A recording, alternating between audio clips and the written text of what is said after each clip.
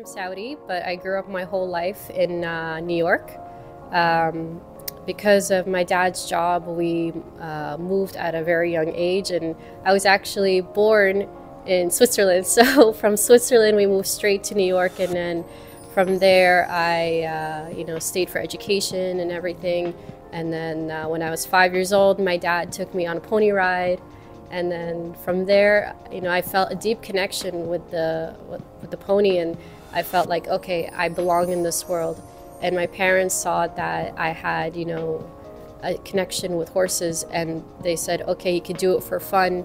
So when I was younger, I, did like pony camps, and I took some lessons, but it was never anything serious until like I was in like 15 years old, 16, when I did like competing in national level, and when I was 21, I started competing internationally. It was definitely like a nice experience. I always say, like, my dad took me, like I said, on a pony ride outskirts of town in Riyadh. He wanted to put me on a camel, and I started crying. And then he put me on a white pony, and then from there, like I said, I saw my future, and felt like, okay, this is what I want to do in my life. And from at a very young age, I knew that like I wanted to be successful in this world. Well, I come from a very non-horsey background, so they know absolutely nothing about horses. And but the good thing is that they were supportive, but towards when I started to get a bit more serious.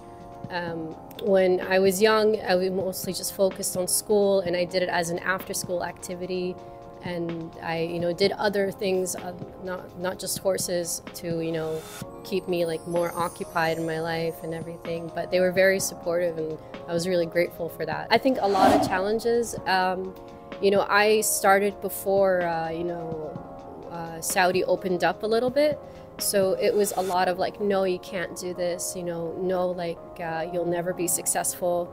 And it was a lot of, like, you don't belong here, like a lot of bullying and a lot of fear and a lot of anxiety. So, I really had to, like, push myself and really think, like, do I really want this? Do I really want to be successful? And the only thing that I can do is, keep improving myself, and, proving that, like, yeah, I can do this. And I have, and, now, my federation has seen it, and some people here, locally, like, they know about me because they see me like push through like all the hate and like all of like the bulliness, because there's always going to be someone better than you in any sport, at any level. And the only thing that I can do is just, be better for myself. I'm not on the team exactly, but I do represent Saudi. So to be on the team, you have to achieve certain level of achievements, and they're very selective. So I'm planning to be on the dressage team for the Asian Games in 2026, and hopefully, get gold for them. And for the show jumping team, I would like to say a bit lower level than I would like to be, only because the sport is a bit expensive. Say, like, I do train a lot and I do everything a lot, but you really have to have a good sponsor and, be able to be really committed to the sport. So the good thing about Saudi, we ride at night, so I have the opportunity to either ride really early in the morning or like, after. And I only have one horse here, so it makes it really easy for me to like train for 1 hour, 2 hours, and then like afterwards I can do whatever I want. And like in the morning, I do work, so I usually go to the gym, and then from the gym I go straight to work, and from work then training. I'm in a private stable. There are public stables where you can take lessons and everything, and if you want to compete at a top level, you have to own a horse, or you have to have a sponsor or something like that. Usually for lower levels, what they do is they rent out a horse for the weekend for like that certain competition. and you can compete and everything.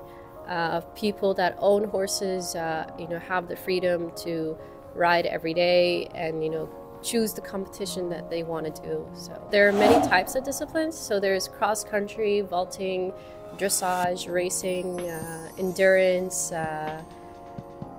one called carriage racing. So there's many different types, and that's what's really cool about the sport. You can choose whatever you feel comfortable with. And what I do is dressage, which is basically, as I like to say, horse ballet, because you're kind of making the horse dance. And what's nice about it is you can choose the music, and from there you choose a choreography, and then you combine it together, and it makes such like a beautiful art piece, as I like to say. And I also do show jumping. So show jumping is where you jump over hurdles at a certain height and level. And what I do is Grand Prix and also lower level things. Yeah. I work remotely, which gives me the luxury of being able to compete internationally and to travel and everything. So it's really nice that I found a job that's a good balance, and not many people can do that. And I've struggled with that for many, many years. Because the sport is so expensive, I used to work 3 jobs, and that really took a toll on my body, because I worked full-time in hospitality, and then full-time with my parents, and then part-time as a rider. And when you're competing and training, and working 3 jobs at a time, it can, get a lot, and it can get exhausting. So I was really happy to find a job that can, I can find a good balance in doing what I love at the same time, focusing on something else also. My favorite moment is when I was living in Virginia and training in Virginia. I got selected to represent Virginia at a Zone 3 competition, as we say, which basically they pick out the best riders. And I was really surprised when they picked me out, because obviously I'm not an American citizen, but they picked out through points, which was really nice. And I got to compete against top riders for the East Coast and represent the state of Virginia. I think I evolved more as an influencer type, because when people see me, they see she's a girl, and she's competing at a male-dominant sport, especially in Saudi. And there's not many girls that are professionals in Saudi. I think there's me and another person, and that's really about it. And it really took a lot of sacrifice in my life to be at that level. And so what people don't understand is you really need to be committed if you want to be in the top of the sport, because just like any sport, if you want to be successful, you have to go all in. As an athlete, I would have to choose McLean Ward. He is a rider for the American team, and I've always loved the style and the way that he rode, and the horsemanship that he has with the horses, the connection, and it's just, he makes it so simple. And that's what we always achieve, to make it look as easy as possible, when really it takes a lot of strength. First major competition, it was really exciting. A lot of people would think, oh, you get so nervous, but for me, I'm oh, I love this. I get very competitive. I grew up in a very German attitude, as I like to say. So I grew up, with German instructors. I went to Germany to train, and the way that I think is okay, let's do this. So when I got to represent Saudi in 2020, as on a team, and they picked me in visual, I was really excited, really honored, and just wanted to perform the best that I can, and I did. My biggest achievement is being selected for the Saudi Games this year, and that was really an honor, because that's when you realize, like, wow, like you made it, you know, because you know, in at least in the show jumping here, they only pick the best 30 riders in Saudi, and I was picked as one of the best female riders, which was really a big honor, and that was my biggest achievement. And when I was younger, it would have to be being sponsored in 2022. I was sponsored by a private investor and got to compete around Sweden and Spain, and I went to Italy to compete and to train over there, and I got sponsored over there also.